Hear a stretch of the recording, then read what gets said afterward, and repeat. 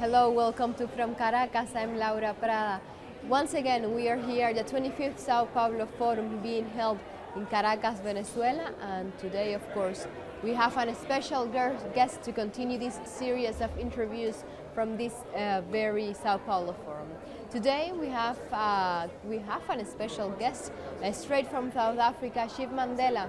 Of course, the grandson of Mandela, Nelson Mandela, but also the chief of the traditional council, and he continuator of the Mandela legacy in South Africa, but also a social defender of the social rights of rural people in South Africa, and a fighter for peace and justice in South Africa.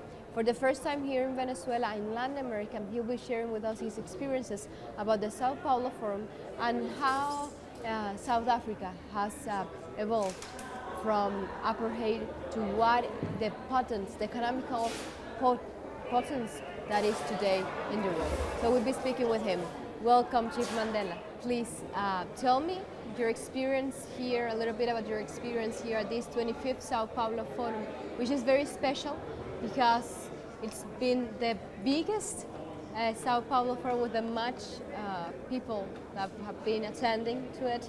Also in the middle of the anniversary, 65th anniversary of Commander Hugo Chavez.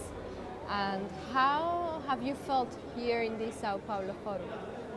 Well, it has been very great to come to Venezuela and be able to participate in the 25th Sao Paulo Forum.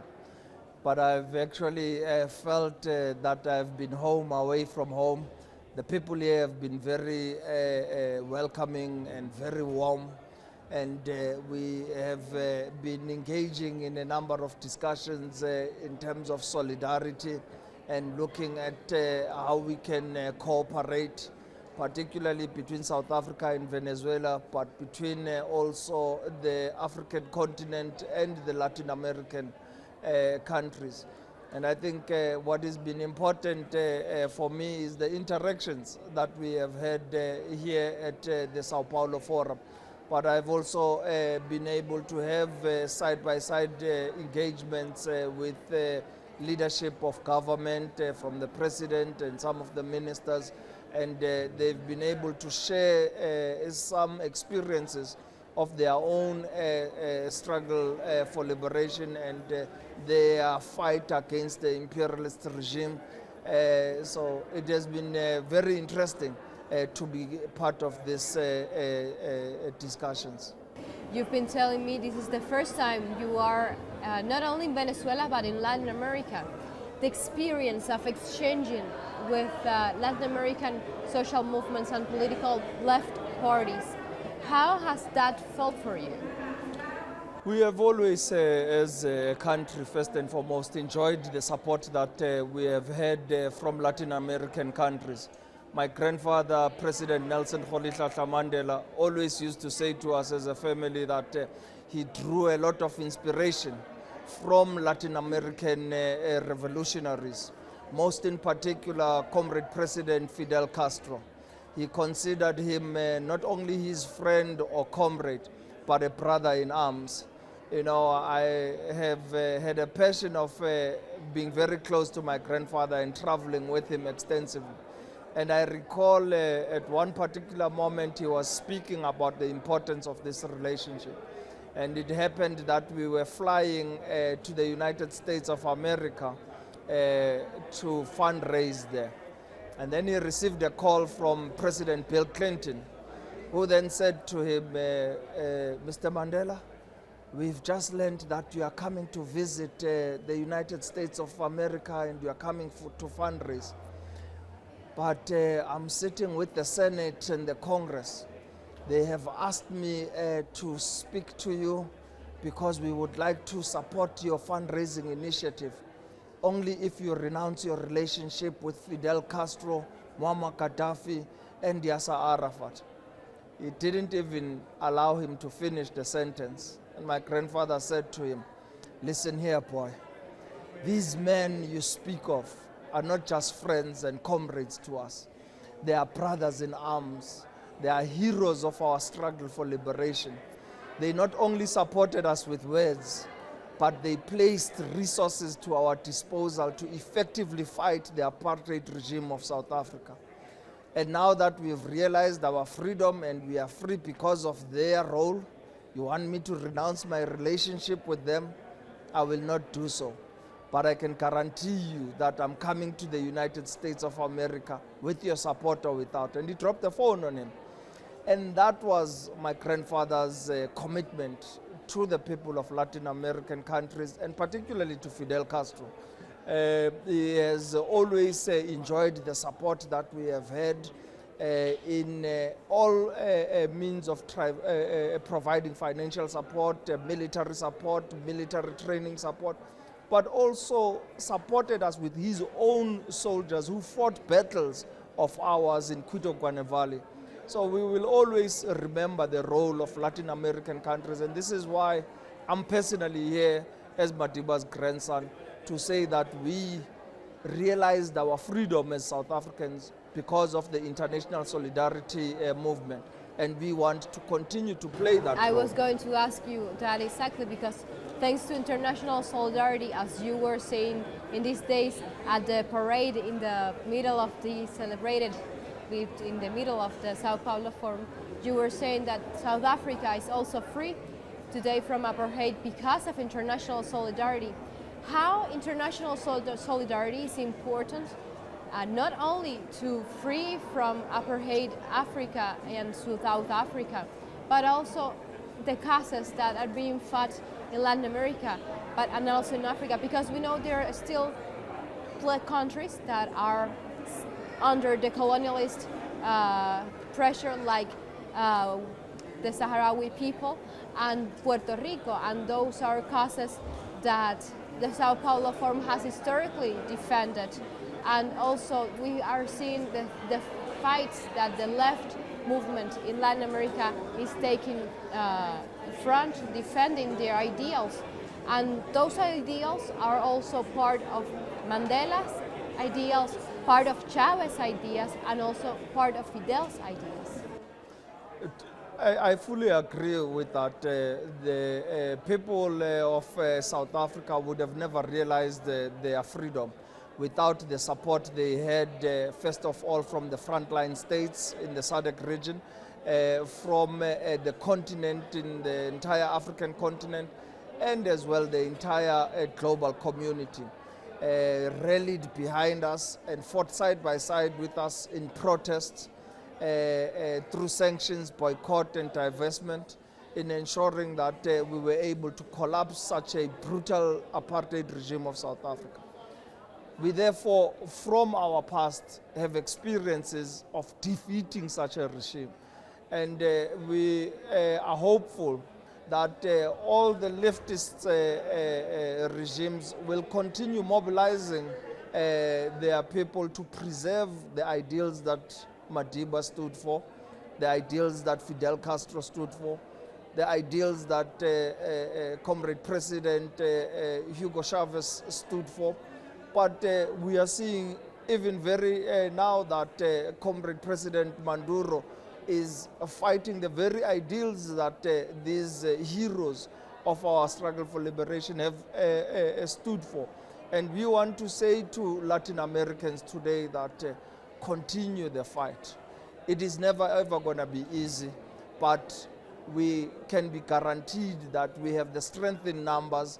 Together we can bring down this imperialist agenda, and we will continue to give our support in ensuring that we can collaborate at any sphere in ensuring that our voices of the oppressed are heard. Which are the challenges that South Africa is facing today? You know, one thing that people must always come to accept about our struggle for liberation is that in 1994, we won our freedom and our independence.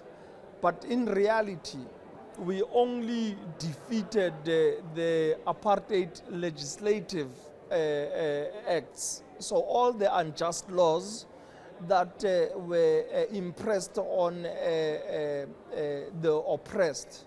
We've eradicated that. We've come up with one of the best constitutions in the world that speaks in the Bill of Rights. It seeks to provide equal rights for all. And therefore, in that regard, we have eradicated the apartheid legislative acts. But in reality, what still lingers, 25 years, 26 years post our democracy, is that we are still having a lot of the land held by the minority and white minority.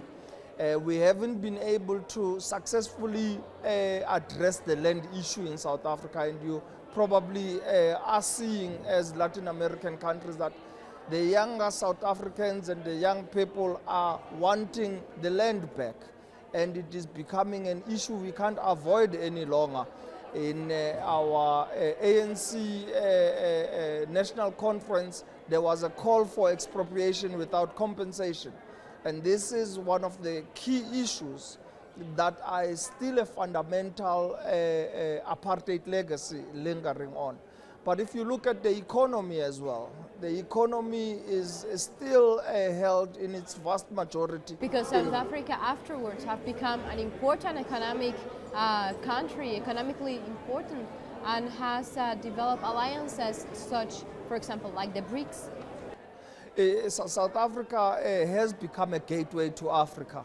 You are able to get into South Africa and get into the SADC region and get into the broader African continent. And many countries see South Africa as a key strategic partner in having an influential role in Africa. And we have been able also in understanding that our people need to play a more balanced role in the economy. Therefore, we have implemented black economic empowerment, which seems to have not been as successful as we have hoped. Now we are speaking about a broad-based black economic empowerment. But again, we have to realign our cause. In the past, South Africa used to be trading mostly with the West and Eurocentric countries. But in the tenure of His Excellency President Zuma's term, we were able to shift to our traditional partners like Russia and China through the BRICS countries. So we now enjoy a good relationship with Brazil, Russia, India, and China. And we would like to grow that further. But also in the non-alignment movement, we've got good relations there. South Africa next year will be chairing the African Union, and I think it is a good platform for South Africa to continue to be the voice of the oppressed nations at the level of the African Union. But also we are sitting now in the UN Security Council, and I believe there South Africa has to advocate for the leftist agenda, and for many nations that are oppressed, we have to be the voice of the oppressed nations around the world.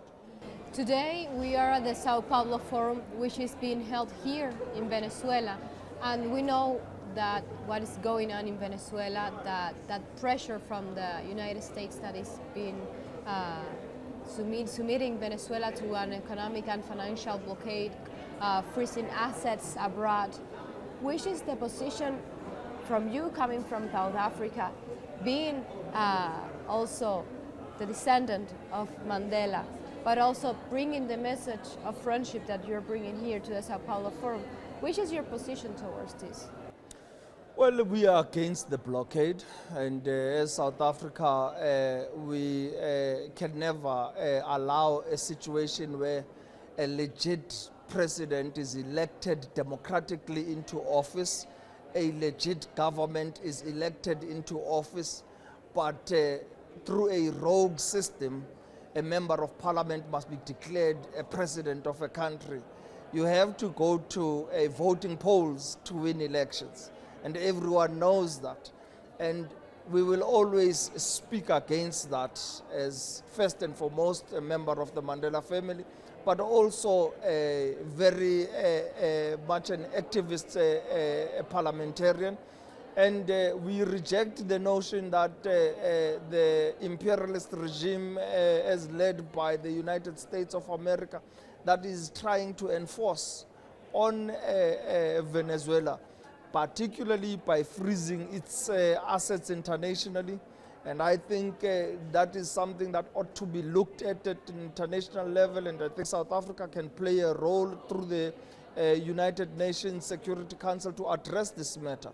You cannot be able to seize a country's assets and financial wealth without any probable cause. And I think this matter, I mean, you have over 30 billion US dollars that has been frozen by the United States of America for no good reason at all. And I think this is a fight that we need to have addressed, and we need to conscientize people about the challenges that Venezuela is experiencing. But being here at the Sao Paulo Forum and engaging and meeting with activists, and we are beginning to lay the foundation as to what are the challenges that are out there in the public domain, and how do we need to even conscientize the Americans themselves to understand what their government is doing internationally. You, from the traditional council that in which you work in South Africa, that you continue also working in the same path that Mandela did, how you yourself have, besides being, of course, your grandfather's grandson, yourself as an individual, how do you take forward that legacy? The work, how do you project it? My grandfather dedicated 67 years of his life serving humanity. As a result of that, the United Nations coined July 18, his birthday, as the Nelson Mandela International Day, where it is a global call for people to dedicate 67 minutes of their time on July 18 in serving their communities. If there's anything that I've ever learned from my grandfather, is that you have to be of service to your community and to your people. And this is why in 2007 I accepted the role of being the head of the Royal House of Mandela and also the head of the Mvezo Traditional Council, to begin asserting change in our birthplace and where we come from.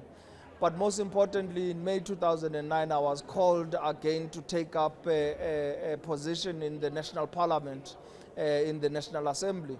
And I was very reluctant to go because my grandfather had insisted that I focus on building our foundation in our birthplace, which is in the rural countryside. And I declined to go to Parliament. It was my grandfather once again to come and say, this is not a call of attending to your birthright, but it is a call to ensure that you are able to play a role in a national level in attending to many other rural areas such as the one that we come from in Mvezo. And because of his advice, I was able to take up that position, and I've been a member of Parliament since May 2009. I'm serving my third term now. It is a very fulfilling the platform to continue to serve our people at all levels, and ensuring that we are able to address their challenges, particularly people living in rural South Africa who have no access to clean drinkable water, proper sanitation, proper housing, proper educational facilities. And I feel that this is the niche and space that I want to participate, and I want to give my input into addressing the issues of the poor. How attending the issues of the poor, and how the Sao Paulo Forum will be seen if working for the poor, helping, giving a hand to the less socially favored in the world. And the Sao Paulo Forum, how this combination, if we take the Sao Paulo Forum to Africa, how would that combination, that possibility to make a better exchange of experience, how would that be seen? Well, here at the Sao Paulo Forum, the engagements that we have had with delegations from various countries within Latin America, they've been able to share their own stories, their own experiences from their own countries, and from that we are beginning to identify what are the common challenges and how we can have common solutions in addressing that. Of importance to us is to where to from this. You know, we often have conferences and we meet and we discuss, but the importance of it, the conference usually is over a week or two, but it is the aftermath of that conference. How do we go back to our countries and enforce change? And I think what we are trying to speak to, particularly now as we are coming to the closing ceremony this afternoon, is to say there needs to be a continuity of this, particularly between Latin American countries and the African continent. So at a regional base in terms of a SADC region, Eastern Africa, Western Africa, Central Africa, and Northern Africa, how can Latin America engage with those regions?